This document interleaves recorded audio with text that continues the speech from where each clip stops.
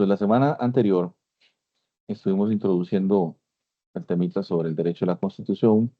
Eh, Planteamos que el- clásicamente el derecho se ha dividido en dos grandes tipos de derechos, el derecho público y el derecho privado, y que eh,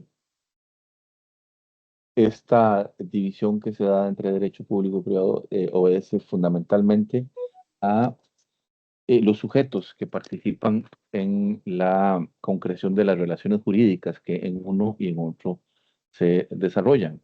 Entonces, esto es importante porque hay otras fuentes o otras teorías que dicen que todo el derecho es derecho público, porque todo el derecho emana de órganos públicos, como por ejemplo, bueno, las leyes emanan de la Asamblea Legislativa, que es, como todos ustedes saben, es un poder, supremo poder de la República, y por lo tanto es un sujeto público el que emana, del que emanan las leyes. Sin embargo, evidentemente, ese no es el enfoque que nosotros utilizamos, porque en realidad, eh, a pesar de que lleva razón esa tesis en ese sentido, lo importante en este caso es poder llegar a un entendimiento de cuál es la dinámica de las relaciones jurídicas que se desarrollan a partir de los diferentes tipos o formas de derecho.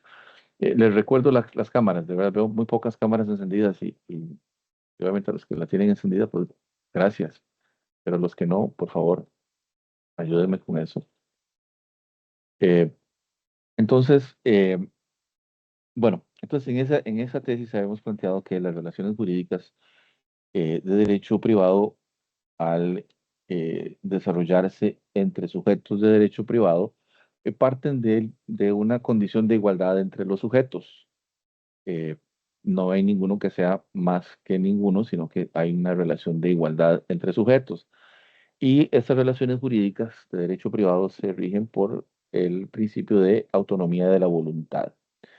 Y la autonomía de la voluntad, en lenguaje un poco de la calle, lo que nos plantea básicamente es que los sujetos tienen la posibilidad de hacer lo que les dé la gana, siempre y cuando no haya una norma específica que les impida o que les limite actuar de esa manera, ¿verdad? Entonces, y ya en lenguaje un poco más culto, podemos decir que los sujetos de derecho privado están habilitados para realizar cualquier conducta que la ley expresamente no les prohíba, ¿verdad? Entonces, eso es importante. Pusimos el ejemplo clásico, que es quizá el ejemplo más común de esas relaciones jurídicas de derecho privado, que son los famosos contratos de compraventa, que no tienen, en la mayoría de los casos, que yo diría, me, me atrevería a pensar que en más de un 80% no tienen mucha formalidad, más que el acuerdo entre las partes en cosa y precio, y todos los días estamos haciendo contratos de compra y venta eh, en cualquier momento, digamos. O sea, si no llevamos almuerzo al trabajo, tenemos que ir a una soda, bueno, ahí tenemos que eh, hacer un contrato de compra y venta. Pues, llegamos a un acuerdo con el dueño de la soda para que nos venda, no sé, un casado con chuleta, para encebolladita y con buen tomatito, qué rico, casado con chuleta. Y esa es la cosa. Entonces, por esa cosa, el dueño de la SOAT espera un precio. Entonces, esa es una relación jurídica fundamental. ¿Eh? Pero vamos a comprarnos un chicle en la pulpería, eso es un contrato de compra y venta, un acuerdo entre cosa y precio, que genera evidentemente derechos entre las partes en igualdad de condiciones. O sea, si el dueño de la soda me sirve el casado, pues él tendrá el derecho de que yo, por lo tanto, le retribuya con el precio que él me cobró por ese casado que me sirvió, ¿no? Y pues en otro tipo de contratos de complemento igual, pues pueden surgir también incluso la posibilidad de generar reclamaciones ante la insatisfacción de el derecho que se despliega con la relación jurídica, como las famosas garantías, ¿verdad? Compramos en X almacén un televisor y estamos ilusionadísimos porque ahora que estamos en las eliminatorias Mm. mundialistas, compramos una pantalla de 65 pulgadas y no hallamos ni qué hacer con semejante pantallón. Pero resulta ser que la frustración del empate con la selección de de ayer. Haití, sí, hombre, no sé, le entró un Ay, colapso, se apagó la pantalla a los diarios. Entonces, evidentemente, ahí surge un derecho porque ya se había acordado ya se había hecho la relación jurídica acordando cosa y precio. El dueño del almacén recibió el precio, yo recibí la pantalla, pero me funcionó apenas 2 semanas. Entonces, bueno, hay otro derecho que se despliega a partir de esa condición, a partir de esa situación, que sin duda alguna, pues es parte también de este relacionarse jurídicamente dentro del marco que el ordenamiento jurídico establece para las relaciones jurídicas de derecho privado. Esto es fundamental. Eh, Los sujetos que participan en las relaciones jurídicas de derecho privado son poseedores, por lo tanto, de derechos subjetivos, y eso es importante que lo entendamos, porque solamente los sujetos de derecho privado tienen derechos subjetivos. Eh, el Estado no tiene derechos. El Estado no tiene derechos y eso es muy importante. Es una máxima que espero que se la aprendan ahora sí, y de ahora per secula seculorum, ¿verdad? Hasta que Chuchito lo llame a cuentas, entiendan ustedes que el Estado no tiene derechos. Y ahorita vamos a entrar cuando veamos las relaciones jurídicas de derecho público, ¿verdad? Pero los sujetos de derecho privado sí tenemos derechos subjetivos, ¿verdad? Y están debidamente resguardados por la Constitución y por las leyes. Ahora, las relaciones jurídicas de derecho público, por lo tanto, si hablamos desde la perspectiva de los sujetos que participan en ellas, podemos decir que son aquellas donde hay un sujeto de derecho público como mínimo en esa relación jurídica. Y digo como mínimo porque pueden ser relaciones jurídicas entre dos o más sujetos de derecho público. Por ejemplo, hay relaciones de cooperación entre la administración pública que se materializa a través de convenios y son ambos sujetos de derecho público que convienen en hacer algo en común y hay una relación jurídica ahí, ¿verdad? Igual, por ejemplo, no sé, el ICE, ya que David es el ICE, abre una sucursal en X lugar y ocupará también establecer relaciones jurídicas de derecho público, porque de ellos requieren eh, suministro de agua potable y también, obviamente, servicio de alcantarillado. Ocupará, bueno, electricidad no, porque ellos mismos se la dan. Ocupará, obviamente, internet tampoco, porque ellos mismos no creo que contraten a Claro, ¿verdad? O a, no. o a- entonces, este, entonces se genera esa posibilidad, ¿verdad? Donde hay no necesariamente a través de convenios, sino a través de contratos, ¿verdad? Contratos públicos entre sujetos de derecho público. Eso es importante entenderlo. Pero David tiene la mano levantada hace un ratico. Sí, gracias, profe. Bueno, no sé si podemos ir haciendo intervenciones conforme usted va. Claro, claro, claro, Sí. claro.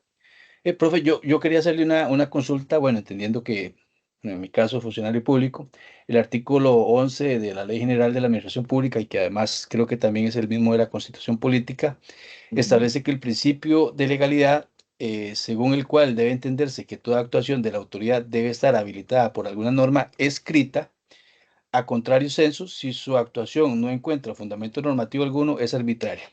Pregunta, Ujú.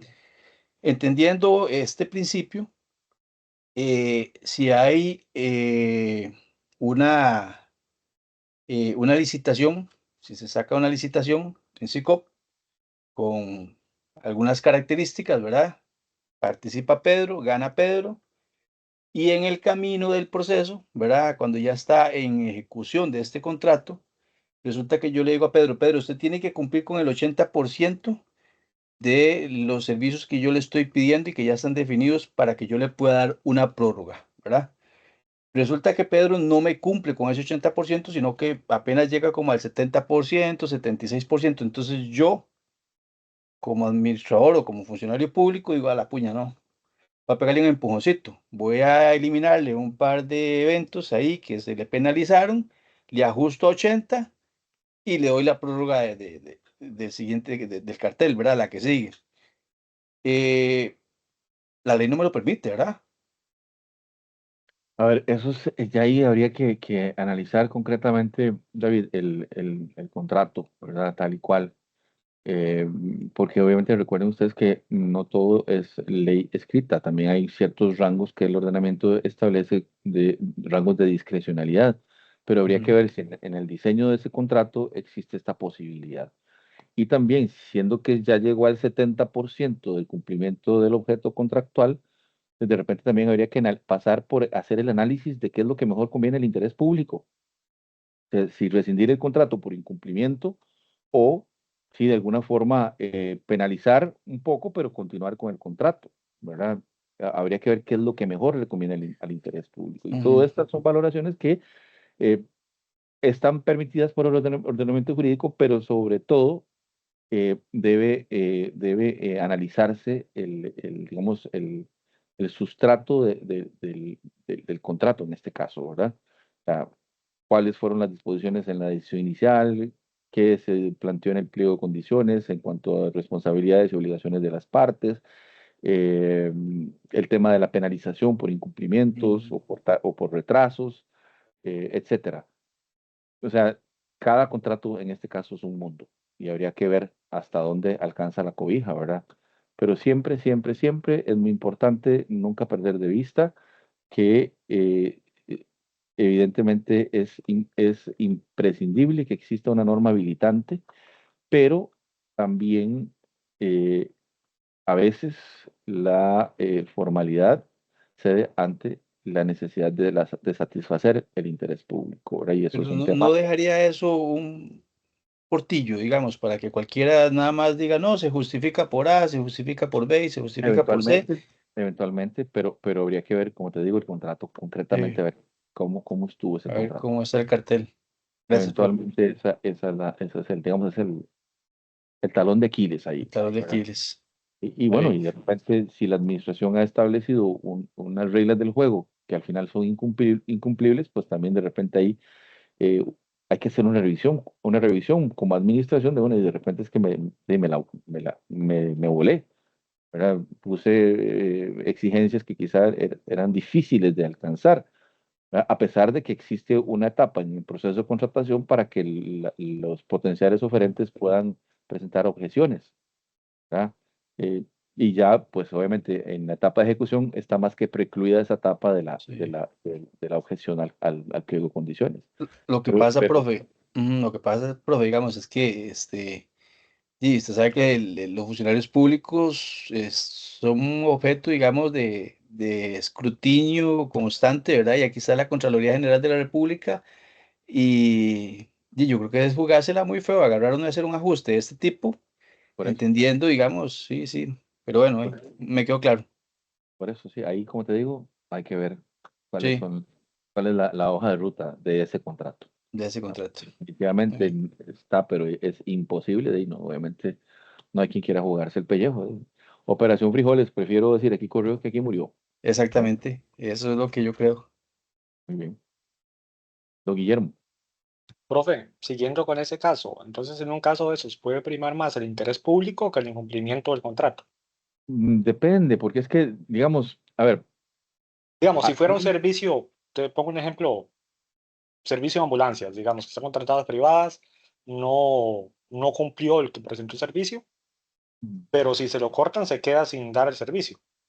sí, bueno, ahí habría que ver, habría que ver, pero yo siento que sí, definitivamente hay que hacer todo ese análisis, esa ponderación del interés público, ¿verdad? Sí, porque puede ser Pero, que pero sería los más otros sencillo, oferentes, sería los otros más oferentes sencillo. pueden decir que, y Ujú, que se está beneficiando, pero no se podía ujú. dejar sin dar el servicio. Claro, pero habría que ver cuál fue digamos, el objeto del incumplimiento, ¿verdad? Entonces, si al final tengo un contrato y el incumplimiento se da en que no me están cumpliendo, o sea, cuando necesito una ambulancia nunca hay, ¿verdad? Entonces, ¿para qué quiero algo que no, de por sí no me está prestando el servicio? Entonces, ahí es más fácil pensar en ir, pero por ejemplo, ve que complicado cuando se trata de un contrato de obra pública, por ejemplo. No sé, vamos a construir digamos, el MEP, vamos a construir 5 aulas para la escuela tal. Y de acuerdo con el cronograma establecido, se habían establecido fechas críticas para establecer en tal fecha entregan obra gris. La siguiente etapa es la parte ya, bueno, yo no soy constructor ni mucho menos, pero la siguiente etapa es la etapa de la electrificación. La siguiente etapa, qué sé yo, por etapas, ¿verdad? Y resulta ser que se consume el tiempo y llegan apenas al 70% de cumplimiento del contrato y están las aulas levantadas, están los cajones hechos, ya están las hechas pegadas, pero ahí faltan cositas. ¿Qué será mejor para el interés público? Rescindir ese contrato y después hacer otro proceso de contratación que tardará no sé cuántos meses para que alguien termine esa obra y eventualmente se exponga lo que ya está construido al deterioro por el tiempo, por el clima, por lo que sea, o eventualmente hacer un cachetico, cobrar una multa por el atraso, la cláusula penal y decir, bueno, y continúe, pero sepa que va, va arriado. O sea, está mal esta cosa. Entonces, ves, es ponderable, te digo, es ponderable. Pero siempre, muchachos, y partiendo también de la prudencia con la que nos plantea el asunto, David, siempre, pues como funcionarios públicos encargados de eventualmente de supervisar la ejecución del contrato, pues cuidado y no también hay una responsabilidad del administrador del contrato, ¿verdad? Es que es bien jodido y podría eventualmente haber incluso hasta una corresponsabilidad de la administración, ¿verdad? Y son todos esos detalles que, como les digo, están insertos en los contratos. Por eso no podemos hablar como una regla general, porque la única regla general es la que establece la Ley General de la Contratación Pública y su reglamento. Después de ahí, cada contrato tiene un pequeño mundo, ¿verdad? Y hay que analizarlo, ¿verdad? Con detalle. Ese tema es apasionante, pero nos apartamos un poquito de lo que quiero, aunque es la antesala de lo que vamos a hablar cuando hablemos de las relaciones jurídicas de derecho público, que, como bien nos lo adelantaba David, las relaciones jurídicas de derecho público están inspiradas en un principio que se llama principio de legalidad. Y este principio de legalidad está regulado en el artículo 11 de la Constitución Política, en el párrafo primero, y el inciso primero del artículo 11 de la Ley General de la Administración Pública, que plantea lo siguiente. Dice el artículo 11 constitucional en su párrafo primero que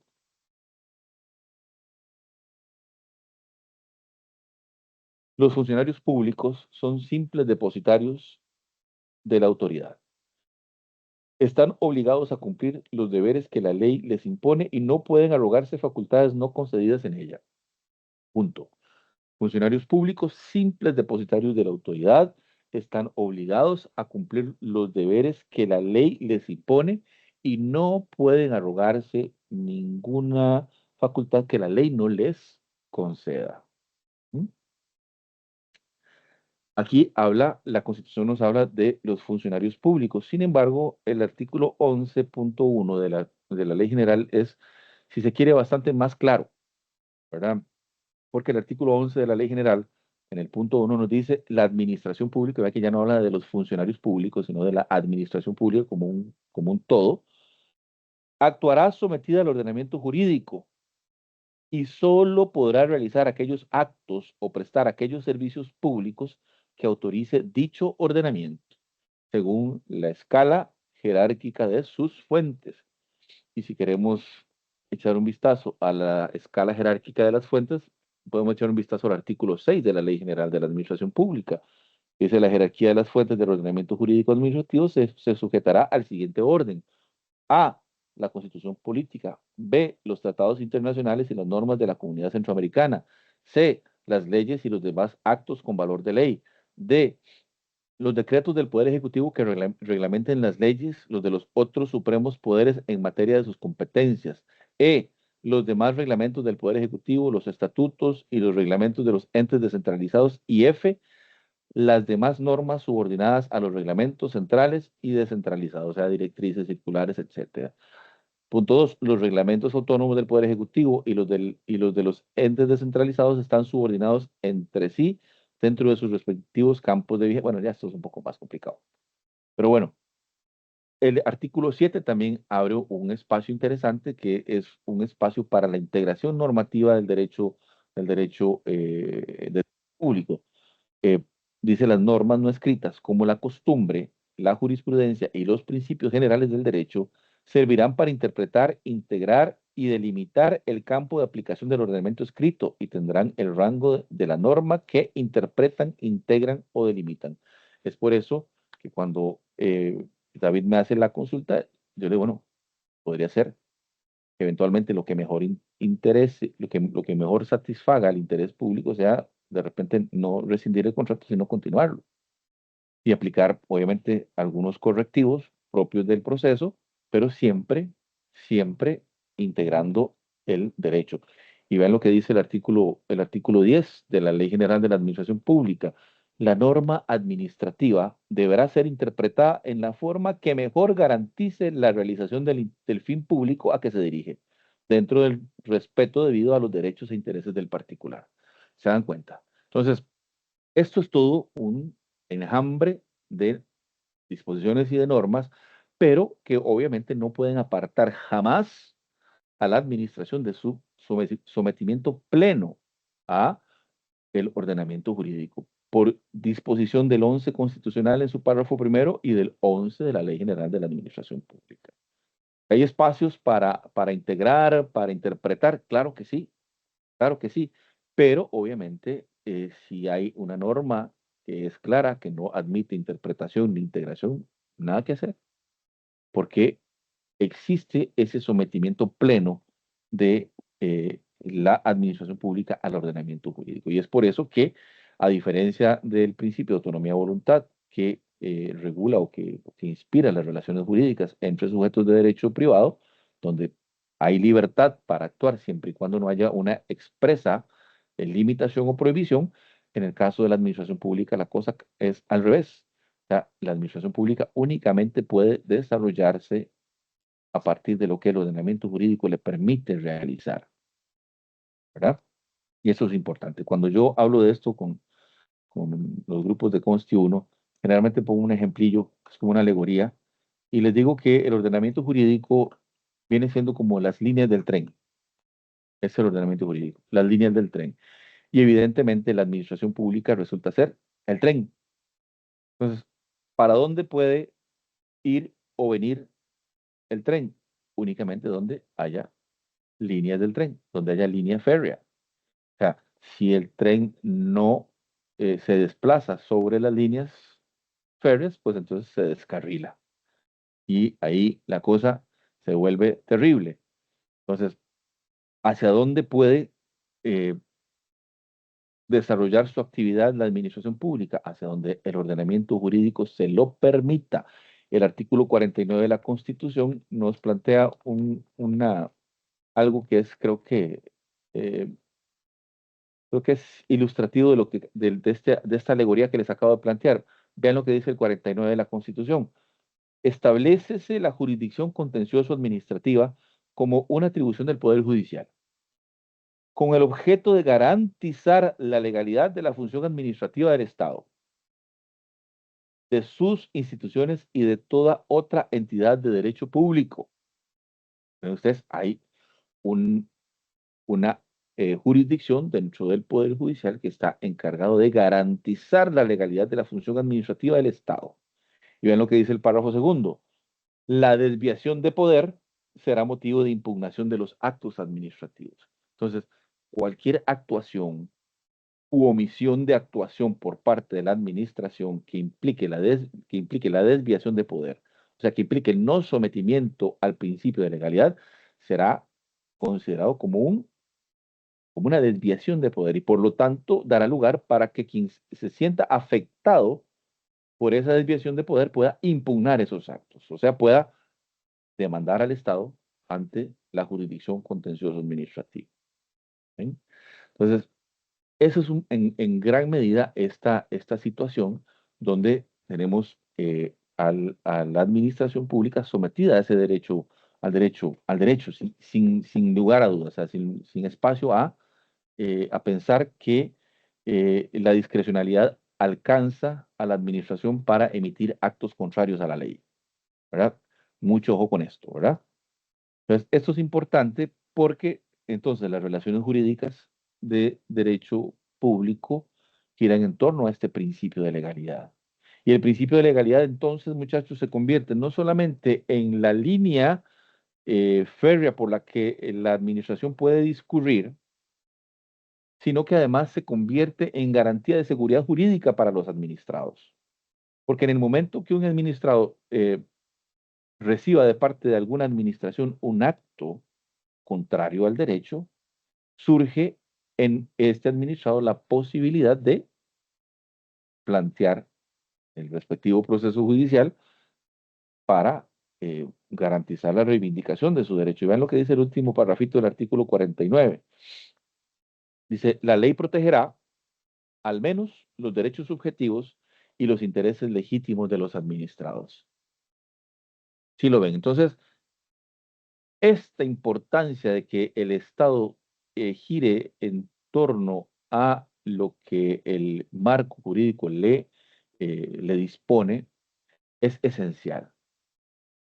Cualquier actuación del Estado apartándose de ese marco de legalidad será una desviación de poder y por lo tanto dará lugar a una impugnación de los actos que hayan sido concebidos al margen del derecho. Y siempre el ordenamiento jurídico pretenderá proteger o garantizar los derechos subjetivos, que son los que acabamos de hablar hace un rato cuando hablábamos de relaciones jurídicas de derecho privado, pero también los intereses legítimos de los administrados, ¿verdad? Esto es fundamental. Ahora, un aspecto importante sobre estas relaciones jurídicas de derecho público es que para que técnicamente, y ojo, aquí si quieren apuntar, apúntenlo, se lo recomiendo, eh, para que técnicamente una relación jurídica pueda entenderse como una relación jurídica de derecho público, necesariamente el sujeto público en la relación debe ejercer una potestad de imperio. Y usted dirá, bueno, ¿qué es esa potestad de imperio? ¿Es esa marca de arroz, profe? ¿O qué es? No, una potestad de imperio. Y por esa razón, a diferencia de las relaciones jurídicas de derecho privado que parten de una relación de igualdad, las relaciones jurídicas de derecho público, con esa esencialidad del ejercicio de potestad de imperio, parten más bien de una relación de desigualdad donde la administración pública ejerce esa potestad de imperio y el administrado pues, tiene que someterse a esa potestad de imperio. Un ejemplo que siempre pongo en esta clase, digamos, cuando doy esta clase, es, por ejemplo, queremos abrirnos un restaurante.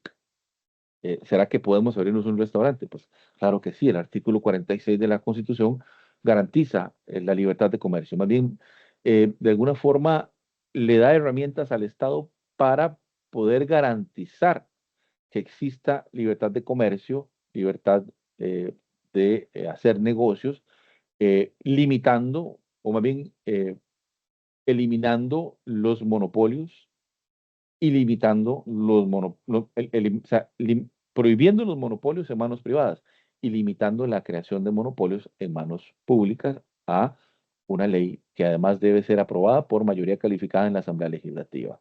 Entonces, ¿podemos hacer negocios? Claro que sí. Entonces, ¿podemos abrirnos un restaurante? Claro que sí. Pero, ojo, pero, ¿verdad? Para abrir ese restaurante, como es nuestro derecho, de acuerdo con el 46 constitucional, tenemos necesariamente que someternos a los requisitos que el Estado establezca al efecto. Entonces, por ejemplo, si queremos abrir un restaurante, lo primero que tenemos que hacer es conseguir el permiso sanitario de funcionamiento. Y ahí es donde el Ministerio de Salud, ejerciendo su potestad de imperio, revisa las instalaciones donde vamos a colocar nuestro restaurante. Revisará, no sé, que tenga rampas para personas con discapacidad, que la batería sanitaria cuente con espacio suficiente, o que haya un servicio sanitario adaptado, perdón, adaptado para personas con discapacidad, para que si entran en silla de ruedas, pues pueda perfectamente hacer sus necesidades sin ninguna limitación, etcétera, etcétera, etcétera, que los espacios entre las mesas sea un espacio adecuado, donde cualquier persona con una silla de ruedas pueda ir y venir sin problema, incluso si hay alguna emergencia natural, no sé, un temblor, un terremoto o lo que sea, pues a la hora de salir no se vayan a matar las personas saliendo en carrera, pasando unas encima de otras, porque hay espacios, en fin, qué sé yo, tantas cosas, ¿no? Aparte de eso, pues obviamente revisará las instalaciones eléctricas que estén adecuadas a las normas que al efecto se establecen por el Colegio de Ingenieros y Arquitectos y otras cosas. Este, que la cocina esté bien dispuesta, en el sentido de que las instalaciones eléctricas en la cocina sean instalaciones bien hechas, que no vaya a ser que haya un cortocircuito por ahí que vaya a prender fuego todo el local.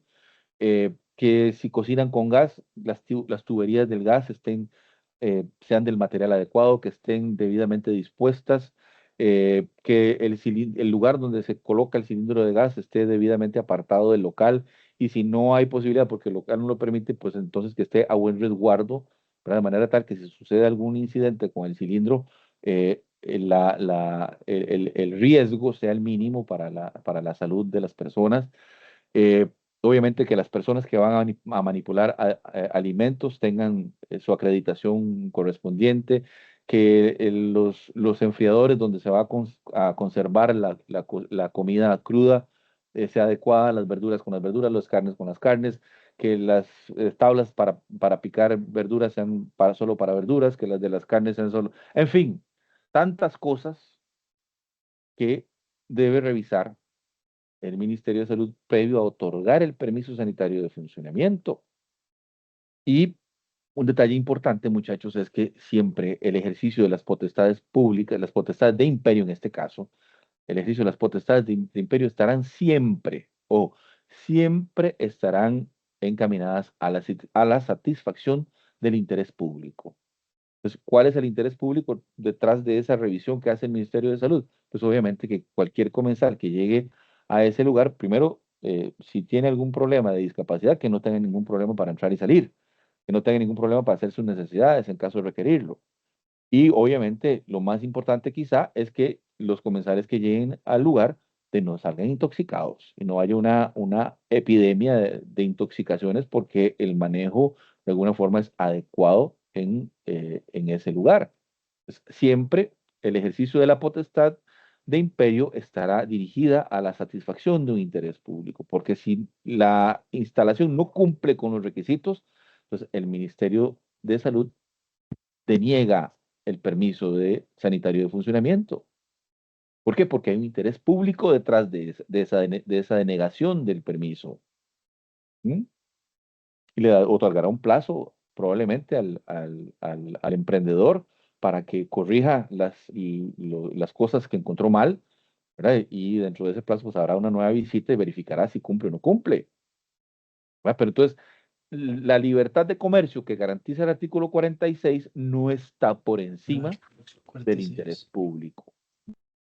No está por encima del interés público. Y justamente para garantizar la realización y la satisfacción del interés público es que el ordenamiento jurídico dota a las administraciones de potestades de imperio.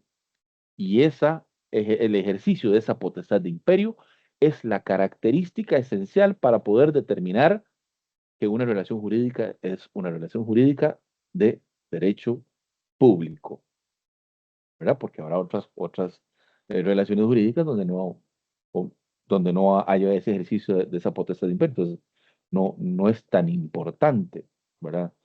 Pero cuando hay un interés público de por medio, siempre habrá una potestad de imperio. Y la administración que ejecuta o que actúa a partir de esa potestad de imperio, pues es la que garantiza o la que le pone el sello de relación jurídica de derecho público. Guillermo hace rato tenía la mano levantada y luego David. Profe, creo que ya se me aclaró un poco, pero entonces, siempre que un particular se enfrente al imperio, o sea, al Estado, por así decirlo, ¿es derecho público o hay casos que puede ser que no, si no es de No, interés público?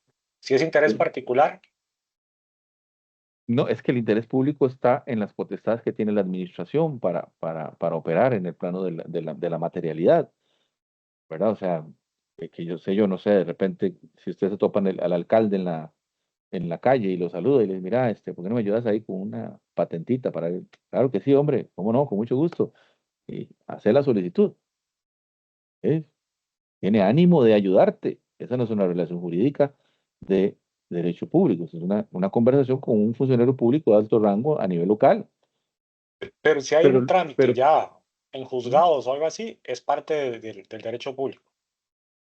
como, no, obviamente de la actuación de la administración estará siempre sometida al ordenamiento jurídico. O sea, por ejemplo, porque después de obtener el permiso sanitario de funcionamiento tenemos que ir a la municipalidad, por ejemplo, a pedir una patente para abrir nuestro negocio, ¿cierto? Entonces, la municipalidad establece una serie de requisitos. Entonces, si los cumples, no tiene razón la municipalidad para negarte la patente. Pero si no los cumplís, la municipalidad debe de negarte la patente. Típico caso, por ejemplo, un restaurante que se abre a 50 metros de una escuela, por ejemplo. La ley de licores establece abiertamente que a esa distancia es imposible otorgar una patente para el expendio de bebidas alcohólicas. Entonces se puso el restaurante ahí, bueno, ahí está bien. Pero bueno, ojalá la comida esté deliciosa, pero sepa que no puede vender ni un copetín, porque la ley no le autoriza a la administración otorgarte una patente a 50 metros de una escuela, la patente de licores. ¿Mm? ¿Ves? Entonces, todo esto esa es la dinámica, ¿verdad? ¿Y qué es esa denegatoria de patente? El ejercicio de una potestad de imperio. Potestad de imperio. ¿Por qué? Porque alguien determinó que no era conveniente que a menos de 100 metros de un centro educativo eh, pueda existir un lugar donde se vendan bebidas alcohólicas. Y está velando por el Profe, interés público. ¿Sí? ¿Quién dijo, profe?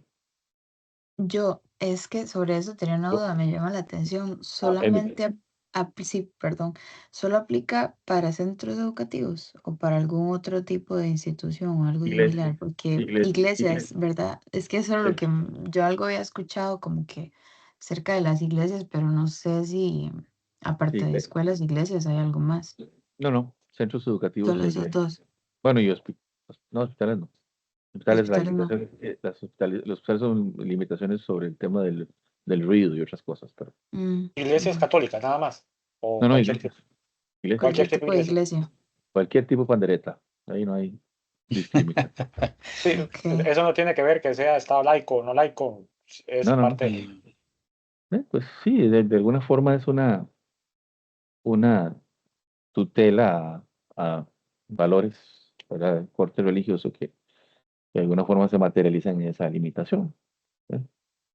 Eso es, digamos, es una disposición del legislador. Profe, pero yo he visto en casos que si hay restaurantes que consiguen la certificación del ICT, les dan la patente para poder vender licores. Si están aún dentro del margen, Exacto. bueno, habría que ver qué reglamentación tiene esa municipalidad. En Profe, teoría no hay posibilidad. Sí, Emily. yo he visto, pero digamos, en casos, es que no sé cómo funcionará, porque yo vivo en Ciudad Quesada, aquí en Ciudad Quesada hay un bar que está así como a la vuelta de la esquina de la iglesia de ahí del centro. Y ya después, digamos, yo cuando me enteré de que existía esa regulación, yo decía, qué raro, este bar está súper cerca de la iglesia. Y algo me dijeron como que seguro cuando, porque el bar es viejísimo, viejísimo, viejísimo. Entonces como que seguro ellos sacaron la patente antes de que se hiciera Correcto. algún cambio o algo así. Anterior a la ley, claro. No se puede, Ujú. acuérdense, no se puede Entonces no aplicar. se la pueden cambiar, digamos, No no se los puede pueden obligar aplicar. a irse. O sea, en el momento en que estas personas, por ejemplo, vendan el bar, ahí se les cayó el asunto, porque el nuevo inquilino, pues estará, o el nuevo dueño, no podrá sacar una patente propia, ¿verdad? Entonces, bueno, si quiere mantener la patente de bebidas alcohólicas, tendrá que explotarla per secula seculorum, ¿verdad? Porque es anterior a la ley. ¿Verdad? Y otras veces pasa que también dice, bueno, pues es que la ley dice que tal cosa, y ve, esta cantina de este chispero está a 25 metros de la escuela. Sí, lo que pasa es que de repente el chispero existía antes de que construyeran la escuela ahí. Entonces, ¿quién está mal? La escuela que se, se, se desarrolló a la par del Hay que cerrar la chispero. escuela. Sí, tenía que haberle negado el permiso de construcción a la escuela porque está cerca de un bar. Realmente, eso pasa, ¿ves? Eso pasa. Pero eso es muy relativo. Bueno, Al final, dentro del marco del derecho, digamos, podría ser una posibilidad, ¿verdad? sí, de ahí no. Claro que pasa que de ahí es más complicado. Sí, profe, yo nada más quería, digamos, como para ver si voy entendiendo un poquito. Entonces, el derecho constitucional, regula las potestades públicas, eh, y es que ahora con lo que está diciendo Guillermo, en el entendido, digamos, de que la persona como sujeto de derecho privado busque, no sé, crear actividades económicas o alguna carajada, tiene que pasar sí o sí por entes de derecho, ¿cómo le dijo usted? De imperio, Pues está de imperio. Ujú. potestades de imperio. Claro, claro. Ujú. Sí, y alguien, creo que era Sailing, no me acuerdo quién, me habló sobre la certificación de ICT.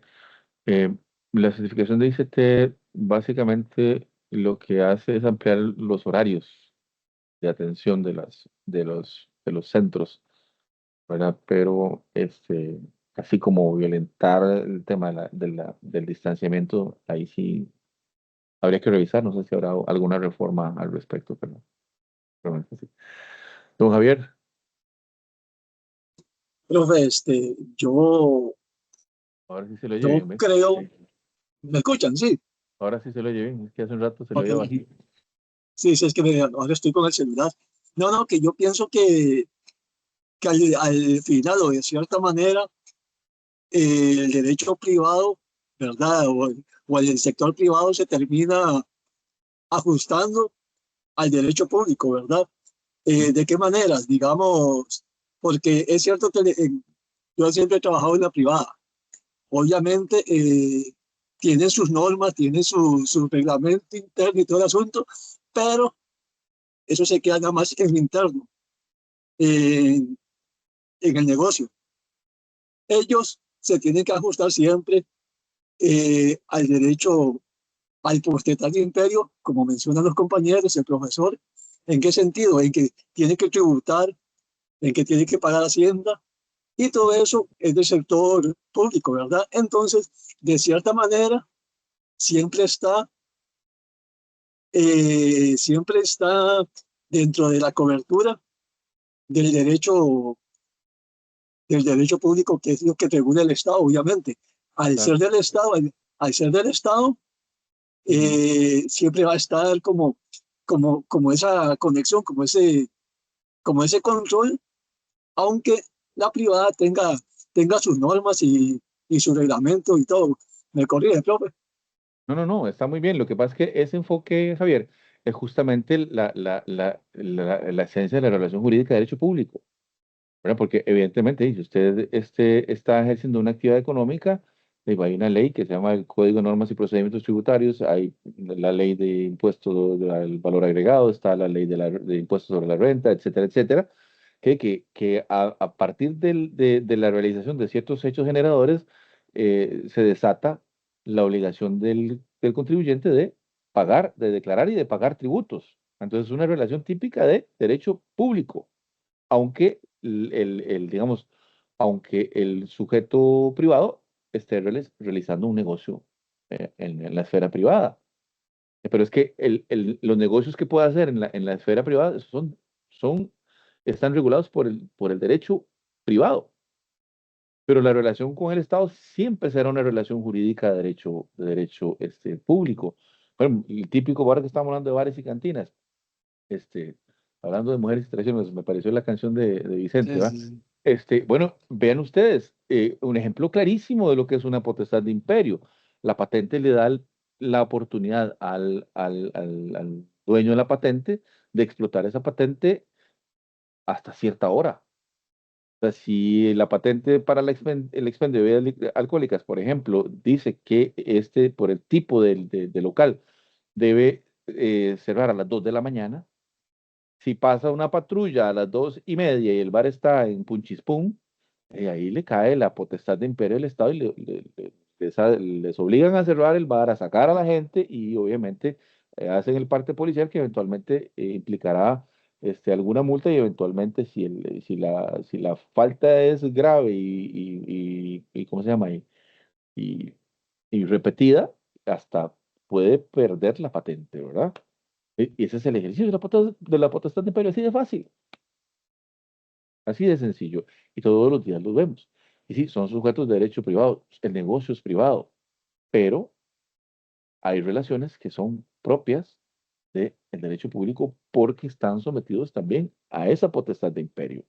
¿Ya? Es importante. Yo tengo a Lenín con la mano levantada y Javier también había levantado la mano de nuevo. Así que,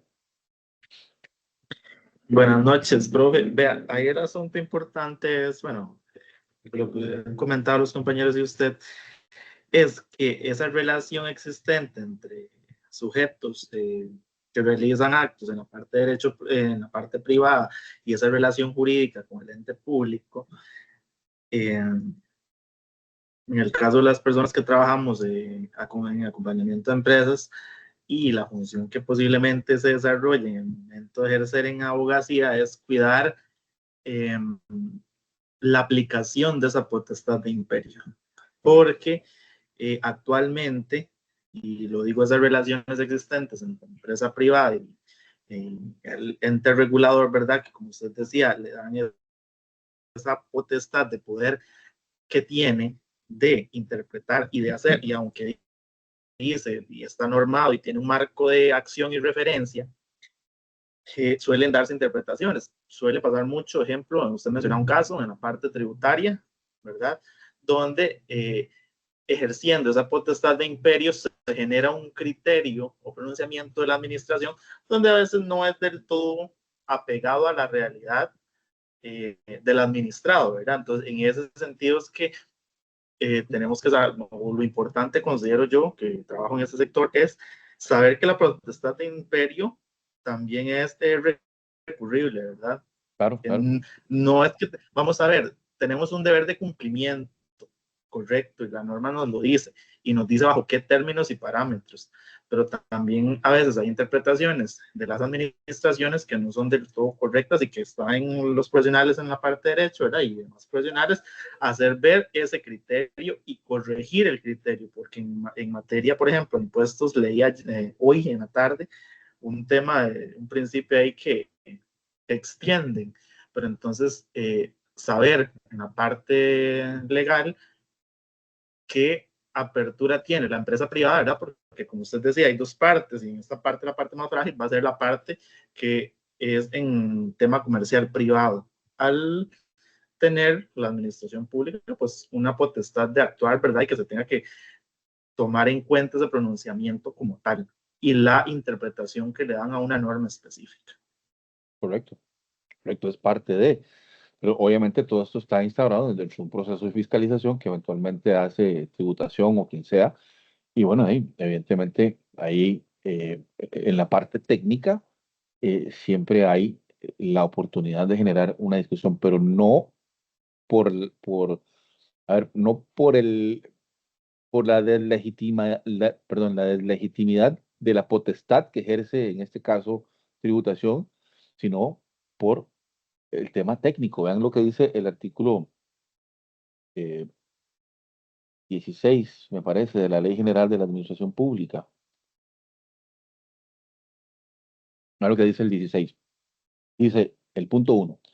En ningún caso podrán dictarse actos contrarios a las reglas unívocas de la ciencia o de la técnica, o a principios elementales de la justicia, lógica o conveniencia.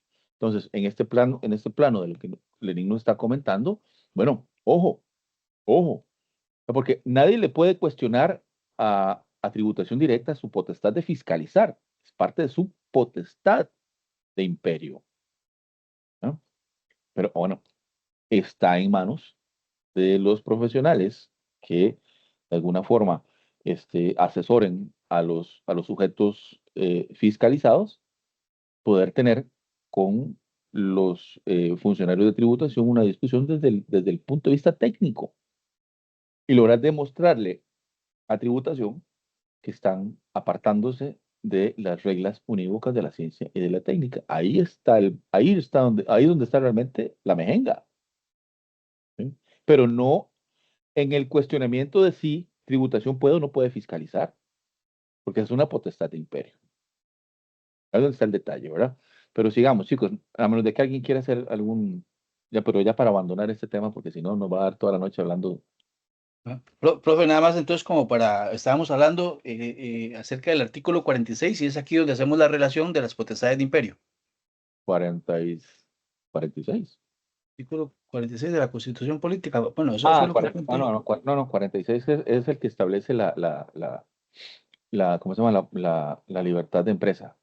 Pues, yo les decía, ok, tenemos libertad de empresa, pero el hecho de que tengamos libertad de empresa no es que es una libertad irrestricta, sino que está sometida también a las potestades de imperio que la administración como tal tiene. Y indicando también que estas potestades de imperio todas están siempre dirigidas a la satisfacción de intereses públicos. ¿Mm? Por eso el 46 es como un ejemplito, ¿verdad? Ok. El 49 es quizás más importante Más que lo apuntes. cercano. No, que lo apuntes porque es justamente el que nos habla de la desviación de poder, ¿verdad? Y de Ok. la creación de la jurisdicción contencioso administrativo con la finalidad de que el Poder Judicial pueda garantizar la legalidad de la actuación administrativa del Estado. O sea, el sometimiento del Estado, el sometimiento pleno del Estado al principio de legalidad. ¿De acuerdo? Ok. Bien, muchachos, entonces luego de esta riquísima discusión, a mí me encantan este tipo de clases, así que gracias a los que han estado aportando, porque eso me encanta, me gusta mucho, me motiva y más que cuando encuentro grupos así, yo quisiera que las clases duraran 4 horas, para que nos diera chance de todo lo que traigo aquí en la libretilla. Pero bueno, vamos a ir abriendo estos espacios, pero también ¿cómo se llama? Dando pasitos siempre hacia adelante. Entonces, esta discusión sobre el derecho público, las relaciones jurídicas de derecho público y las relaciones jurídicas de derecho privado, lo que nos plantea es justamente el hecho de que el derecho de la Constitución es una rama del derecho público y por lo tanto es nuestro objeto de estudio a partir de este momento. Y justamente en ese orden de ideas es que eh, les planteo que, según lo que nos plantea el autor, don Rubén Hernández, cuando estamos em, eh, intentando definir el derecho de la Constitución, llegamos a la conclusión de que es complicado establecer una sola definición que sea, que lo abarque como tal.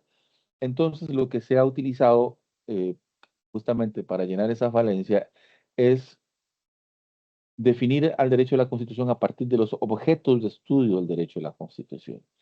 Cuando hablamos de objetos de estudio del derecho de la Constitución, muchachos, quiero plantear así, ya abiertamente, eh, lo siguiente, y es que estos 4 objetos que ahorita vamos a desarrollar, siempre, siempre, siempre deben estar presentes en cualquier ordenamiento constitucional.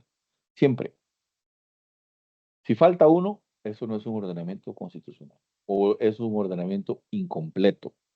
Y estos famosos 4 objetos de estudio son, en primera instancia, el estudio de la estructura del Estado. Hablando de estructura del Estado, como cuáles son los presupuestos de esta estructura. O sea, los presupuestos de la estructura están sin duda alguna ligados a cuál es la finalidad que ese Estado pretende llenar o satisfacer. ¿Cuál es a partir de esta finalidad, pues obviamente establecerá su estructura. Eh, Parecido a eso también, entonces, otro objeto de estudio del derecho de la Constitución es el estudio de la composición y funcionamiento de los órganos constitucionales. ¿Qué son los órganos constitucionales? Son justamente todos esos órganos, esas entidades que son creadas por la misma Constitución. ¿Para qué? Para darle contenido a ese encargo que el Estado tiene de alguna forma, garantizar la convivencia pacífica de las personas que viven bajo sus reglas y sus normas. Ahí, perdón, profe, ahí estaríamos hablando, digamos, del ICE, la Caja Costarricense de Seguro Social. Son 12 en realidad, 12, una lista grande de 12. 12. Ya lo vamos a ver. Hoy no creo que me alcance el tiempo. Si me alcanza el tiempo, bien, y si no, pues la semana entrante vamos a hablar de cuáles son esos 12. Eh, eh, lo que no significa que son solamente 12 los órganos que son relevantes para darle contenido a las encomiendas, a las encomiendas constitucionales del Estado costarricense, ¿verdad? Pero estas 12 están creadas en la Constitución. Eh, el tercer objeto de estudio es el estudio de los principios fundamentales del régimen político del Estado. O sea, no hay Estado sin ideología, muchachos. Entonces, el estudio de los principios fundamentales del régimen político es, sin duda alguna, un objeto de estudio esencial del derecho de la Constitución. Repito, no hay Estado sin ideología. O sea, con otras palabras, dándole vuelta al discurso, no hay constitución neutra ideológicamente. Entonces, podremos encontrar constituciones socialistas, comunistas, constituciones liberales, constituciones como la nuestra, que establece un Estado social de derecho, etcétera. Siempre todos los estados, a partir de su constitución, tienen necesariamente una serie de principios fundamentales de su régimen político. Y esto es ideología pura. ¿Eh? Nos guste o no, es ideología pura. Y finalmente, el cuarto objeto de estudio, sin duda alguna, es el estudio de los derechos de los administrados y la posición que tienen estos administrados frente a las autoridades públicas.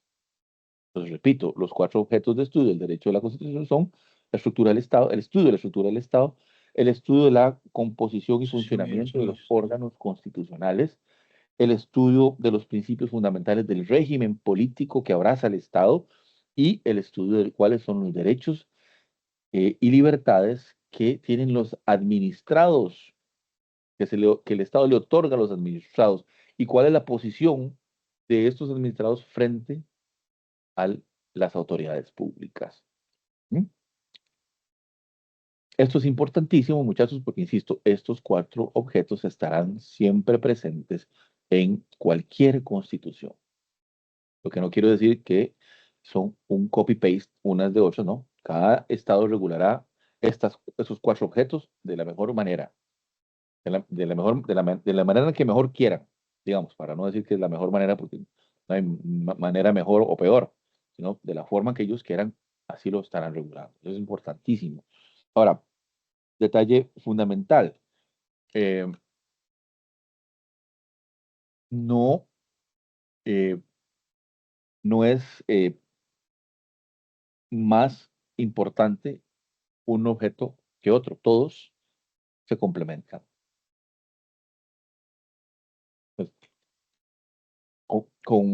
con esto quiero decir que ante una constitución política del país que ustedes quieran agarrar, de repente mañana tienen un tiempillo libre y voy a buscar la constitución política del Perú. Entonces, ustedes van a encontrar, van a descargarla, no sé, de internet, ahora hay tanta facilidad. La descargan de internet y van a encontrar estos cuatro objetos siempre presentes. ¿Cuál es la estructura del Estado? ¿Cuáles son los órganos constitucionales? ¿Cómo se componen y cuáles son sus funciones? Van a encontrar cuáles los principios fundamentales del régimen político de ese Estado y obviamente van a encontrar todo un arsenal de derechos que la Constitución peruana le garantiza a sus ciudadanos, a sus habitantes. ¿Mm? Igual si toman la Constitución de Nicaragua, porque eso es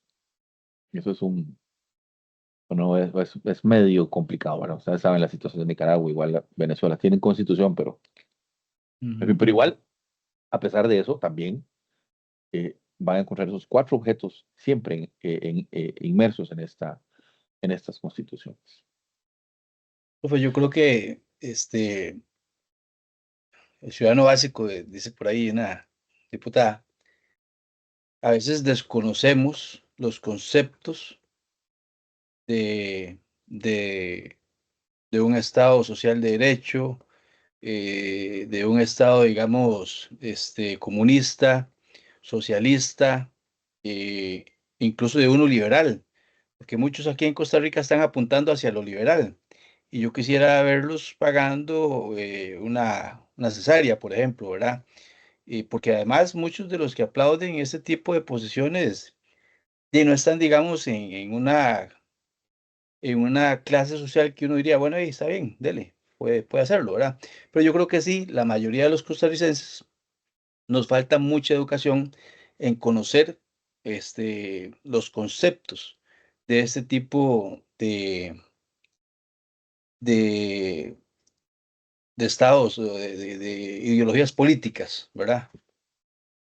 Ujú.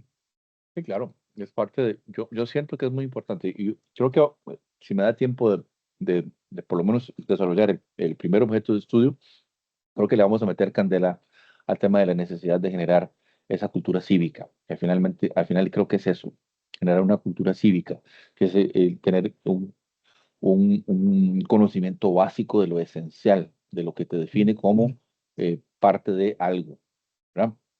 Bueno, entonces, yéndonos a lo que a mí me gusta cuando veo esto, para que no queden como conceptos en el aire, me gusta Ujú. tratar estas cosas con el texto nuestro, con nuestra constitución. O sea, cómo es, en qué momento y cómo está presente en nuestra constitución cada uno de estos cuatro objetos.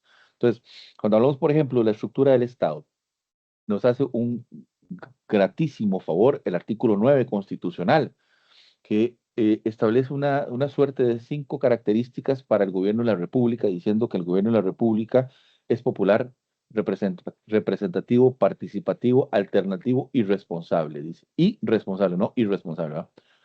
Repito, es popular, representativo, participativo, alternativo y responsable. Entonces, ¿qué significa eso? Bueno, popular, obviamente que es del pueblo. Es representativo porque evidentemente, por más que queramos, no todos podemos ser presidentes de la República. A la vez, necesariamente tenemos que valernos de la democracia representativa para designar a nuestros representantes. Es un gobierno representativo. Es participativo porque evidentemente para que pueda existir un gobierno representativo, necesariamente tiene que haber participación de parte de ese pueblo. ¿Mm?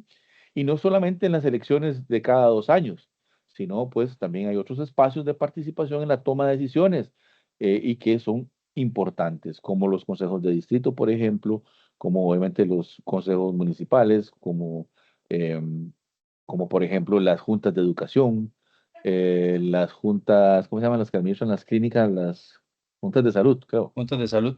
juntas de salud, eh, como por ejemplo las asociaciones de desarrollo comunal, como, qué sé yo, hay una serie de cooperativas, este, em, sindicatos, cámaras empresariales, etcétera, que son de alguna forma esos espacios que el ordenamiento jurídico en este país ha generado para motivar esa participación, partiendo del supuesto que el gobierno de la República es popular, ¿verdad? Es alternativo también porque nosotros escogemos presidente cada 4 años. O sea, hoy tenemos a Rodrigo Chávez, hace 4 años era Carlos Alvarado, hace 8 años era Luis Guillermo Solís, hace 12 años era Laura Chinchilla, hace 16 años era Oscar Arias, hace 20 años era Abel Pacheco, hace 24 años era Miguel Ángel Rodríguez, y ahí para atrás ha alternado el poder. Nadie se apropia del poder per secula seculorum, porque el gobierno de la República es alternativo. Y finalmente, la quinta característica es que el gobierno de la República es responsable. Y justamente esto viene pegado con lo que hemos conversado eh, minutos atrás, ¿verdad? Donde en caso de que haya desviación de poder en la actuación del Estado, pues estará sometido a un proceso que se ventilará en el Tribunal Contencioso Administrativo, que eventualmente eh, con una condenatoria implicaría que el Estado debe responsabilizarse por cualquier daño que ha provocado en el ejercicio de sus funciones. Y sobre todo cuando ha habido desviación de poder, ¿verdad? En otros casos no ha habido desviación de poder, está en el ejercicio de sus potestades, sí, pero generó un daño. No sé, pensemos en el ICE, que de repente, este, colocando un poste para luz, lleva una maquinaria y esta maquinaria se pasea en un tubo madre del acueducto. Sí, obviamente habrá dejado un montón de gente sin agua por un montón de tiempo, pero el Estado es responsable. Entonces, el ICE tiene la obligación de reparar ese daño que provocó y restituir el derecho de los vecinos a contar con el servicio de agua potable. Entonces, son las características que se establecen en el artículo 9 sobre el gobierno de la República, pero aquí es donde viene la salsa, que digo yo, que en la frase que sigue, pues nos dice, lo ejercen el pueblo, oiga, repito, lo ejercen el pueblo y tres poderes distintos e independientes entre sí, el legislativo, el ejecutivo y el judicial. ¿Eh? Principio de división de poderes de Montesquieu, del que más adelante hablaremos, hoy no, pero en uno de estos días vamos a conversar un poquito sobre Montesquieu y este principio de separación de poderes, que viene desde Montesquieu. Imagínense ustedes desde dónde viene eso y está todavía en pleno siglo XXI, ese mismo principio materializado en nuestro texto constitucional. Dice también en el párrafo segundo que ninguno de los poderes puede delegar el ejercicio de las funciones que le son propias. Hay funciones que son esenciales a cada poder. O sea, ¿quién hace las leyes? La Asamblea Legislativa. La Asamblea no le puede decir, mire, Chávez, como usted es tan gritón y tan majadero, haga usted las leyes en este ratico, por sí, lo que nos quedan son unos meses.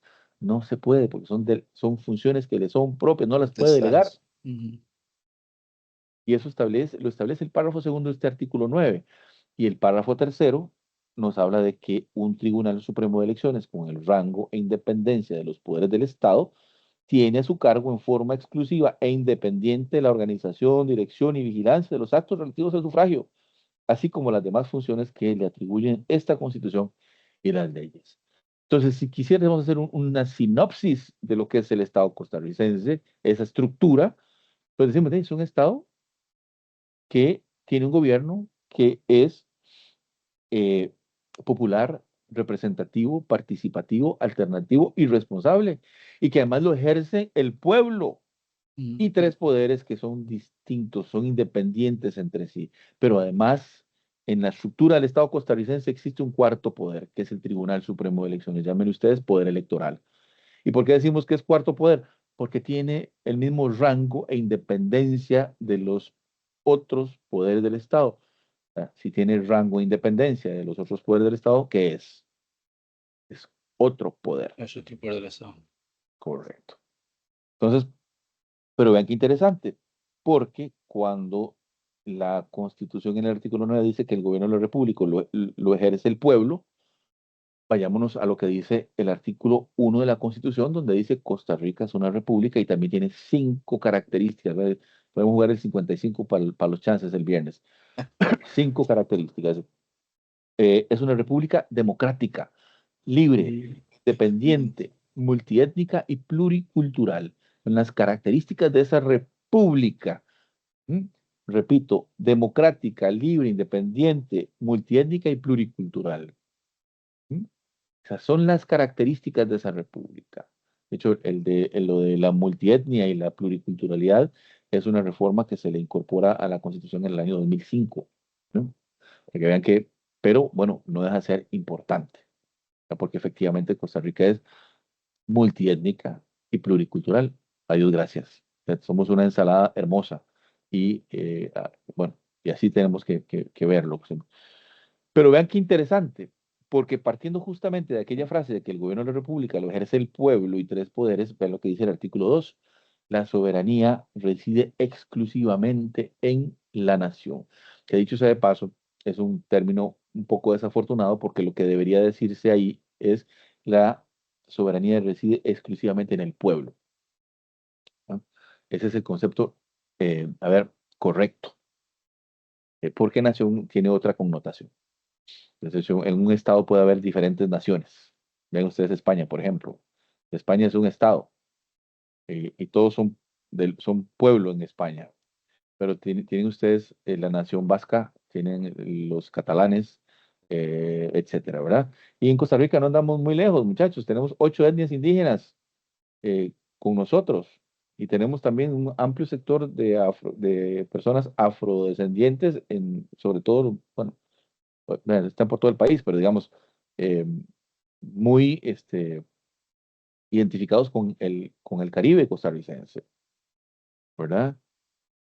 En fin, pero bueno, eso es importante. Pero entonces, volvemos a la idea, la soberanía reside exclusivamente en el pueblo, reside exclusivamente en el pueblo. Y esto es muy importante porque, eh, si me siguen las manos, vean, en la, en la, en los regímenes autocráticos, eh, había una pirámide de poder.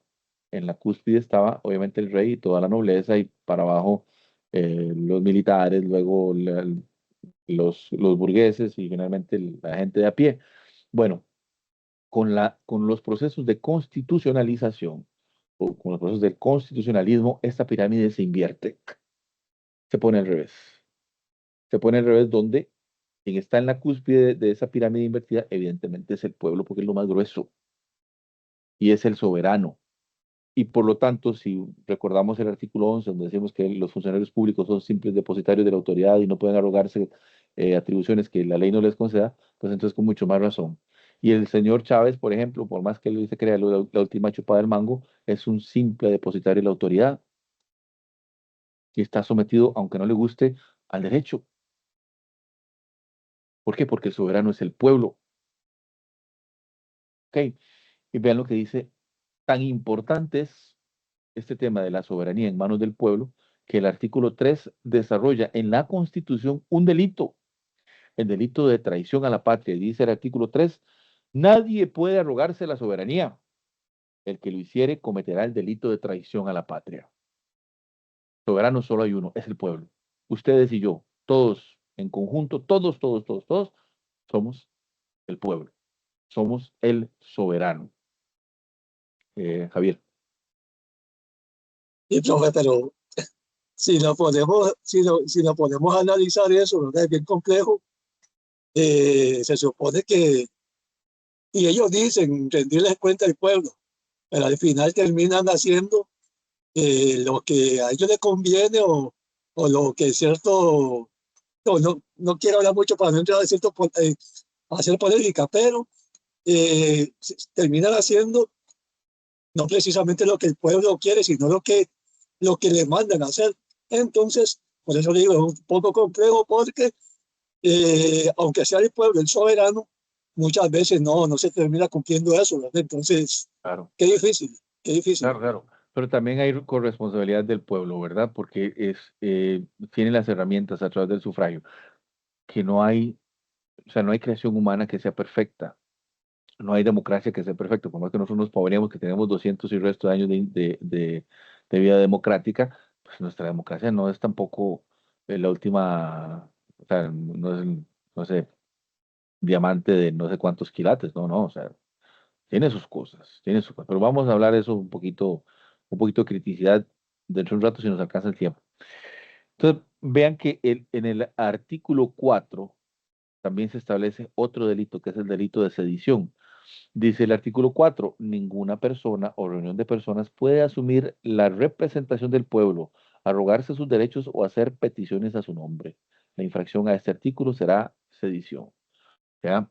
Solamente es representante del pueblo quien legítimamente lo sea.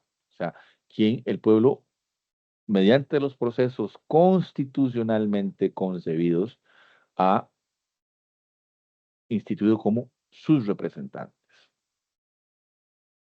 Hace un tiempo, cuando estaba todo el tema de las manifestaciones por lo del plan fiscal, no sé si ustedes recordarán que hubo un grupo allá por el lado de Occidente liderado por un señor a quien yo le tengo alta estima, don Celimo Guido. No sé, muy bien. Don Celimo Guido junto con José Miguel Corrales, a quien José también Miguel Corrales. en algún momento le tuve una altísima estima. eh, y estaban liderando un proceso que no me acuerdo ahorita cómo se llamaba, pero lo cierto del caso es que ellos, de alguna forma, en su discurso se plantean como los representantes del pueblo. Ujú. Entonces alguien les jaló el aire y dice, a José Miguel y Celimo, cuidadito, Cuidadito, porque ustedes están así de convertirse en sediciosos.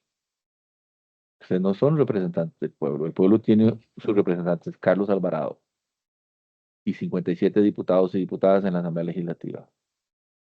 Ustedes serán líderes de un movimiento popular, pero no son representantes del pueblo. ¿Ok? Entonces, para que vayamos viendo conceptos, muchachos, y esto es fundamental. Pero si queremos ahondar en este tema de la soberanía y del gobierno en manos del pueblo, pues vayamos entonces al artículo 105, mi estimado Javier. Profe, Sí, una sí. pregunta con respecto a esto que estamos hablando, porque me quedó una nebulosa, ¿verdad? Entendiendo que el poder legislativo y ahí, pues también eso tiene, representa al soberano, por así decirlo, ¿verdad? Pero igual el presidente, eh, Sí, claro. perdón. Sí, sí, claro. Entonces me quedó eso ahí como, es que me parece que dentro de todo este alboroto político que ha habido, me parece que hubo alguna denuncia por sedición, ¿no recuerdas? No, no, no. Se No, no, habló no. algo, No, no. Siempre eso es como decían los abuelos, eso es como asustar con la alimentar. chaqueta vacía, Sí, con la vaina vacía, una correcto. vaina vacía. Pero Bien. entonces en ese planteamiento donde la Asamblea Legislativa, digamos que sí podría arrogarse la soberanía y el presidente también, ¿cómo se No, no. come eso? No, no, no. Una cosa es la soberanía, que esa no se la puede rogar nadie, es el pueblo. Es el pueblo, Ellos ¿ok? lo que ostentan es la representación de. Es la representación de. Y es una representación que el pueblo les ha otorgado por un tiempo determinado. Momentáneamente. Por un tiempo determinado. O sea, ya ahora ¿qué es? En mayo, no, el 30 de abril del próximo año, los Es 57 que otro. están hoy van para la casa Chao, y vienen chao. otros 57.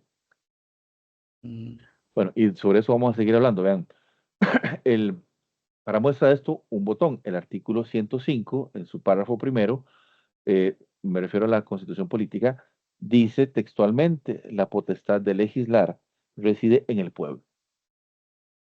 ¿Recuerdan ustedes el 9? Le dice, el gobierno de la República lo ejercen el pueblo y tres poderes. Bueno, el 105 nos dice, la potestad de legislar reside en el pueblo, el cual la delega en la Asamblea Legislativa por medio del sufragio. mm. Entonces, ojo con esto, y aquí quiero hacer un comentario medio tenebroso. Este,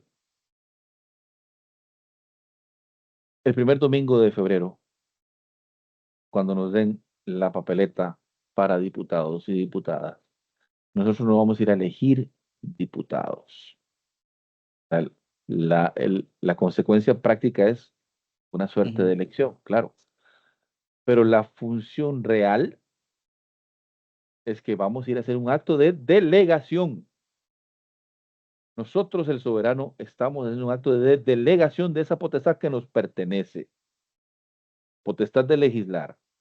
Pero vamos entonces a las urnas a hacer ese acto de delegación. Ese es el punto.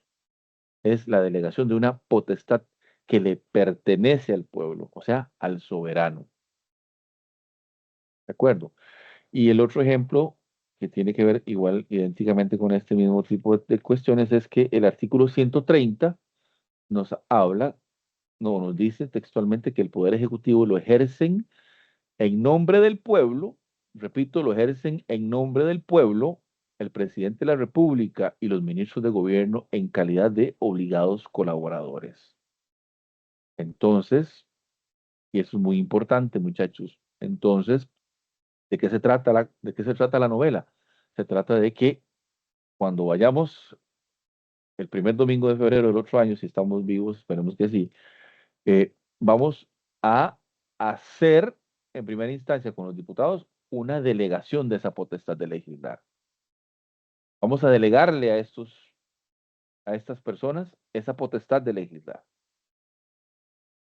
Y en cuanto al presidente o presidenta de la República, vamos a nombrar a la persona que va a ejercer en nombre de nosotros el Poder Ejecutivo. O sea, por eso es que uno de los sinónimos de presidente de la República es primer mandatario. ¿Lo han escuchado? Ujú. Porque ¿qué es lo que recibe el presidente en la persona electa como presidente después del proceso electoral? Un mandato, un mandato, porque va a ejercer el poder ejecutivo en nombre del pueblo, que si recordamos en el artículo 2 es el soberano. Y esto es muy importante y por eso, justamente por el texto del 130 y del 105, es que con mucho más razón afirmo sin lugar a dudas que hay un error conceptual en el artículo 2 cuando dice la soberanía reside exclusivamente en la nación. O sea, es claro que lo que debe decir ahí es la soberanía reside exclusivamente en el pueblo, porque así es. Y si queremos seguir ahondando en esto, vean ustedes lo que nos dice el artículo 93 sobre el sufragio. Dice el 93, ojo, qué interesante. El sufragio es función cívica primordial y obligatoria y se ejerce ante las juntas electorales en votación directa y secreta por los ciudadanos inscritos en el registro civil. Pero repito, la esencia de este 93 es que el, el sufragio no es un derecho, como tú me dices, tengo el derecho al voto, tengo el derecho al voto. Es un derecho, por eso hay un montón de gente que en las elecciones, sobre todo en las municipales, ni siquiera se toman la molestia de ir a ejercer ese derecho, porque es un derecho. ¿Sí? Ya lo tengo, no me cuesta nada. ¿Sí? Pero no es un derecho, es una función cívica y no cualquier función cívica, es una función cívica primordial y obligatoria. Y es obligatoria, porque esa obligatoriedad está como pegado con saliva, porque a nadie va a la cárcel ni a nadie se le multa por no ejercer el sufragio. Lo cierto del caso es que es una obligación moral con el Estado y con el gobierno, ¿verdad? Hay países donde me he enterado que efectivamente quien no, eh, quien no ejerce el sufragio es multado. Cuando van a renovar el documento de identidad, se encuentran con la sorpresa que tienen un multón. Y fue porque no se presentaron a emitir su sufragio cuando fueron convocados por el Tribunal Supremo de Elecciones. Entonces, ¿qué quiero decir con esto, muchachos? Que efectivamente eh, eh, es importantísimo porque esta función cívica es primordial y es obligatoria porque depende del correcto ejercicio de esta función, el, el- la supervivencia y la permanencia del Estado como tal. Profe, es que las instituciones no sirven para nada. Bueno, y podría ser, pero ¿qué quieren entonces? Un dictador, que no haya leyes, que no haya posibilidad de escoger, de disentir. Eso quieren. Claro que las instituciones tienen problemas. Claro que se cometen muchos errores. Claro que en algunos casos hay muchísimos casos de corrupción. Claro que sí. Pero no por eso podemos darle la espalda a esa responsabilidad cívica, a esa función cívica, ¿no? ¿Qué es lo que hay que hacer? Escoger bien. Eso es lo importante. Al final, recuerden el 130, el Poder Ejecutivo lo ejercen en nombre del pueblo, el presidente de la República. Entonces, al final, ¿qué es lo que estamos haciendo? Estamos contratando a una persona para que ejerza el Poder Ejecutivo, lidere el Poder Ejecutivo, encabece el Poder Ejecutivo. Es lo que estamos haciendo, es una contratación. O sea, si fuésemos los gerentes de una empresa, ¿qué es lo que hacemos para poder contratar a algún colaborador que ocupamos? Pues sin duda alguna, revisar su hoja de vida, ¿verdad? ¿Cuáles son sus antecedentes? ¿Cuál es su experiencia? ¿Cuáles son los atestados que tiene? Y cuando estamos eligiendo presidente, aparte de estas cosas, pues también es importante saber cuál es la propuesta de gobierno que tiene, cuál es el enfoque, en qué pretende, hacia dónde pretende dirigir sus fuerzas en el ejercicio de la primera magistratura. Y también muy importante, de quiénes está rodeado. No por nada los viejitos decían, dime con quién andas y te diré quién eres, ¿verdad? Pero ¿qué es lo que pasa? Que la política electoral lamentablemente se ha convertido en una fiesta de marketing donde todas estas cosas ni siquiera se ven. O sea, estoy seguro que más del 80% de las personas que van a ejercer el sufragio, ni siquiera la portada de los programas de gobierno de los diferentes partidos se leyó. Estoy seguro. Entonces, ¿qué estamos haciendo? Contratando a ciegas. Porque no tomamos el chance para ver qué nos está ofreciendo. Como gerentes de una empresa, para ver, este carajo viene ahí, quiere el puesto, para ver, no, sí, tiene buena pinta. Contratado. Eso estamos haciendo, muchachos.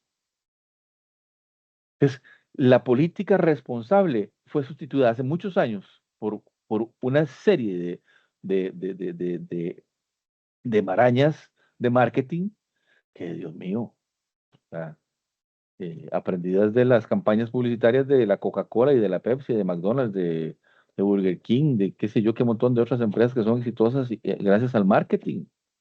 Eso es lo que estamos comprando, un producto. Y por eso, muchachos, o sea, las instituciones no funcionan. Oye, que están enquistadas, obviamente. Pero bueno, démonos el chance de verdad de ejercer con responsabilidad esa función cívica primordial y obligatoria. Entendamos que lo que estamos haciendo es contratando a una persona para que dirija ese poder ejecutivo en nombre de nosotros, que somos el soberano. O sea, sin nosotros no puede llegar ahí. Entonces, ¿por qué vamos a poner un pelado en lugar de eventualmente buscar mejor?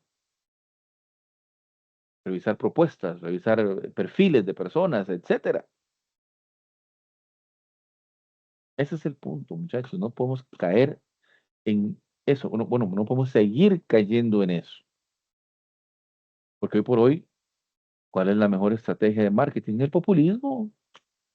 Al elector se le dice lo que quiere oír. Y por eso este señor presidente, no sé, milagrosamente, bueno, según Opol, se maneja siempre con unos niveles o sea, no ha bajado el 50%, no ha llegado ni siquiera al 50% de opiniones negativas. ¿Por qué? Porque es un gran bocón, que tiene un estilazo, bravucón, chabacán, que le gusta a mucha gente, que le aplaude como foca cada estupidez que dice, y se aparta total y completamente de los principios y valores de lo que ha sido siempre esta Costa Rica. Además de que fomenta el odio y fomenta el irrespeto y Por eso, la violencia a nivel político ha sido, y lamentablemente creo, y eso creo que yo lo he analizado, la oposición política sí. le ha mordido el anzuelo, se mantiene Sí. el mismo canal, ¿verdad? Y de eso, ¿quién pierde? Los- Y pero, perdón, profe, pero eso lo utiliza parte del juego, ¿sí? claro que Parte sí, del juego, pero parte de la misma campaña y todo el asunto, la gente cae, se presta para lo mismo y sigue en lo mismo. claro que sí, claro que sí, pero ¿qué es lo que pasa? Ay, muchachos, yo estoy preocupado, les digo, Sí, claro, como docente y como ciudadano. como ciudadano y como constitucionalista, yo estoy muy preocupado, porque ya el nivel de discusión política en este país gradería son de cualquier estado, de cualquier Sí. estadio. O sea, lo único que falta es que de verdad nos agarremos a golpes, como lo hacen algunas barras bravas de algunos equipos. Pero solo eso falta. Porque vaya usted opine algo del presidente que no sea a favor, no sea lambiscón con el presidente, inmediatamente le aturuzan cualquier cantidad de mensajitos de amor Claro. con un nivel de violencia increíble que ya no se puede opinar en este país. O sea, y vieran que es complicado, porque a mí a veces me gusta opinar cosillas, pero de verdad es que uno se contamina el alma Sí. cuando lee los mensajes le dicen troles ahora, yo no sé de dónde salió ese concepto, pero uno se contamine, de verdad, y se le contamina el espíritu. O sea, Enferma. es feo, es feo. Pero bueno, es lo que hay, como dicen. Pero sí es importante, muchachos, en resumen de este primer objeto de estudio, que vean que hemos hecho un recorrido por algunas normas del texto constitucional que son fundamentales, el artículo 9, que es como decir la base, pero del 9 hemos brincado al 1, al 2, al 3, al 4, nos fuimos al 105 y al 130 como ejemplos de que lo que plantea el artículo 9 sobre que el gobierno de la República lo ejerce el pueblo está también presente en, en este par de disposiciones del 105 sobre la potestad de legislar y en el 130 sobre el ejercicio del Poder Ejecutivo. Nos fuimos al artículo 93 para entender que la potestad de legislar, perdón, que el sufragio es una función cívica y no es cualquier función cívica, sino que es una función cívica primordial y obligatoria. Y es primordial y obligatoria porque definitivamente todo el andamiaje de lo que es la convivencia pacífica, como veremos en este curso, es la finalidad por excelencia de la Constitución, debe darse. Profe, ese era el artículo 93, creo, el del El del sufragio. sufragio, pues, ajá, correcto. Sí, correcto, Sí, Marco. y otro problema, bueno, que se da muchísimo, por ejemplo, aquí en el pueblo, profe, es lamentablemente la gente se deja llevar por los colores, ¿verdad? Y todo eso, por la influencia de la familia, no veas que usted tiene que votar por tal o sea, eso es un problema que se ve acá siempre, siempre, Claro, cada claro. vez que se van a dar eh, las votaciones y bueno, la gente, como dice usted, nos informa y ahí es donde está el grave problema. Claro, claro. Y digamos también en cuanto al manejo del Estado, muchachos, y gracias Marco por decirme eso, porque me da pie para también plantear, meterle otra espina al asunto. En cuanto al manejo del Estado, también hoy por hoy la Constitución o el constitucionalismo enfrenta retos que hace 20 años eran impensables. ¿Como cuáles? Como eh, la proliferación del narcotráfico y todo lo que esto trae consigo, ¿verdad? La creación ¿cómo llaman eso? Carteles y todo el tema del sicariato, ¿verdad? Y de cómo de alguna forma el Estado ha perdido terreno en cuanto al control de su propio territorio a manos de este tipo de bandas, ¿no? Y esto es muy preocupante. Los famosos créditos gota a gota, y esos son instrumentos para lavado de dólares, lavado de dinero, digamos, para legitimación de capitales. Pero ¿qué es lo que pasa? Es que en medio de eso desfilan como víctimas un montón de personas que tal vez desesperadas por necesitar algo de capital para hacer algo, no sé, para sobrevivir o para hacer alguna cuestión, caen en estos famosos créditos gota a gota y terminan al final eh, muchos suicidándose o haciendo quién sabe ni qué para tratar de salir de ese ahogo. De hecho, se me pasó ahora que es suicidando, hoy es el Día Mundial contra el Suicidio, algo así. Estoy usando el corazón amarillo, ¿eh? Así porque soy Bueno, chapulín, ¿verdad? Este, eh, entonces, eso pasa. Y es uno de los retos que tiene, no cabe duda, el constitucionalismo. ¿Por qué? Porque tiene que establecer una estructura de Estado que pueda responder también a esa encomienda, ¿verdad? Y no solo eso, muchachos. Hace 20 años era impensable, bueno, primero que nosotros estuviéramos recibiendo clases o dando clases por esta vía. Y yo solamente cuando estaba carajillo veía en las faulas, en los Jetsons, veía que la gente se comunicaba por televisores. Bueno, nosotros estamos en esa circunstancia hoy día. Y no solo este tema, sino el tema de las redes sociales, que también son un arma de doble filo para muchas cosas, ¿verdad? Para legitimar, para deslegitimar, Y bueno, y ni qué decir la inteligencia artificial, muchachos. Es otro reto también de la modernidad del constitucionalismo. Hay un montón de retos, aparte obviamente del desgaste de las instituciones, y que, bueno, dicho sea de paso, y no sé decir con todo respeto, pero en realidad no me merece el respeto.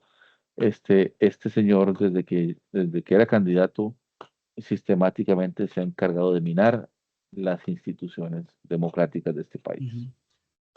Correcto. Y eso no está bien. Eso no está bien. O sea, las instituciones no son perfectas. Tienen limitaciones, claro que sí. Hay Ujú. problemas de corrupción, tal vez. Pero no se trata de consentir y tolerar esto. Se trata de rescatar la institucionalidad y obviamente extirparle lo que haya que extirparle de manera tal que realmente cumpla a cabalidad con lo que se espera de estas instituciones. Pero bueno, muchachos, Profe, sobre... yo quería tal vez una intervención muy rápida. Dale, David. Yo creo que se venían haciendo bien las cosas desde allá, desde 1949, ¿verdad? Con la Constitución y se crearon instituciones importantes, la Caja Costarricense de Seguro Social, el Instituto Costarricense de Electricidad. Se venían haciendo bien las cosas. Y usted dice hace 20 años, bueno, pareciera ser que entonces hace 20 años se perdió el norte y perdimos, digamos, gente pensante con políticas que fueran a fortalecer lo que ya hoy tenemos, ¿verdad? Y entonces hoy tenemos, o hemos tenido de 20 años para acá, gobernantes que velan por intereses económicos muy grandes, ¿verdad? Ya vimos cuando se abrió el TLC y todo lo demás.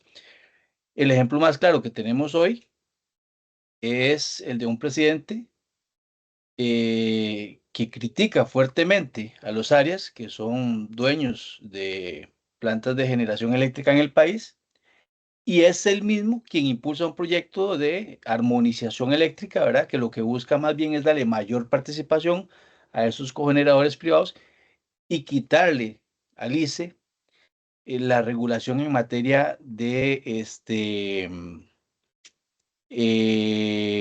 de exportación de energía, ¿verdad? Y entonces, o sea, uno no se explica cómo es que alguien que critica tan fuerte a pues, circo y pan, que critica tan fuerte a los áreas, impulsa un proyecto que los va a beneficiar directamente, ¿verdad? Y hay gente que no sé, no logra entenderlo, no lo ve.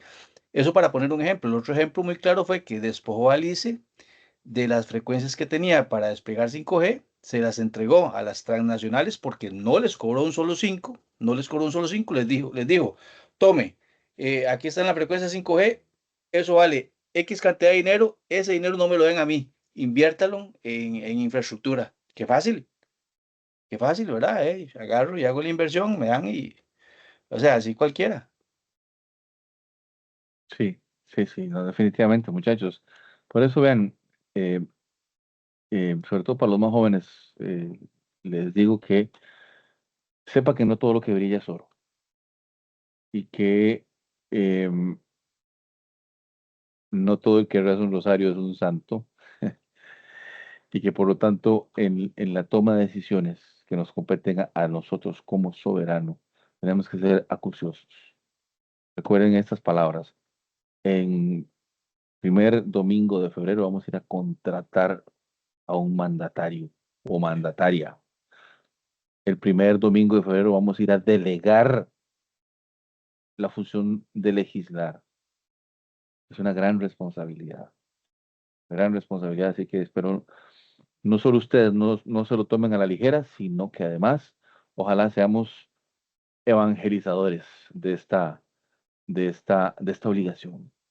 Recordar a la gente que si no lo sabe que el sufragio es una función cívica primordial y obligatoria, que son el soberano, aunque no lo crean, aunque no lo quieran,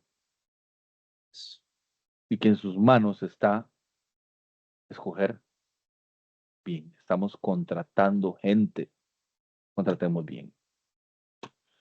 Bueno, me quedaría con ustedes hablando hasta las 12 de la noche. Cuando hablo de estos temas me gustaría que las clases duraran 4 horas, pero honestamente ya es hora, como dirá, apagando las velitas. Pero agradecerles de verdad a todos porque a mí este tipo de dinámica me gusta, me satisface creo que aprendemos todos, ¿verdad? Y esto es fundamental. Así que bueno, de mi parte, agradecidísimo. Recuerden las tareas, recuerden coordinar equipos de trabajo. Recuerden que es una sola tarea por equipo, ¿verdad? No quiero 22 tareas, sino solo 5, ¿verdad? Así que en sus trabajitos, en sus tareas, por favor, incluyan una portada donde enumeren o consignen el nombre de las personas que participaron en la elaboración de la tarea, ¿verdad? Y nada, recuerden, el martes próximo está la clase inaugural promete, promete mucho, promete estar muy buena. Es justamente un tema sobre derechos humanos, que recuerden que es parte del pensum de este curso. El tema lo va a impartir un especialista en Derecho Internacional Público, y es sobre el tema de la violación de derechos humanos en Gaza, ¿verdad? Así que creo que es un tema súper actual y yo por lo menos estoy deseoso de que ya sea el próximo martes para poder escuchar a este ponente que pinta excelente. Así que ojalá todos puedan conectarse y nos vemos entonces el martes y luego el miércoles, 2 días seguidos. Abrazos, bendiciones, se cuidan, por favor, y Buenas noches, buenas noches. Buenas traten noches. de Buenas ponerle una noches. sonrisa y una tonelada de optimismo a lo que hacen. De acuerdo. Buenas noches. profe. Buenas noches. Buenas noches, Gracias, profe, buenas gracias. noches. Buenas Gracias, noches. buenas noches, profe. Buenas noches.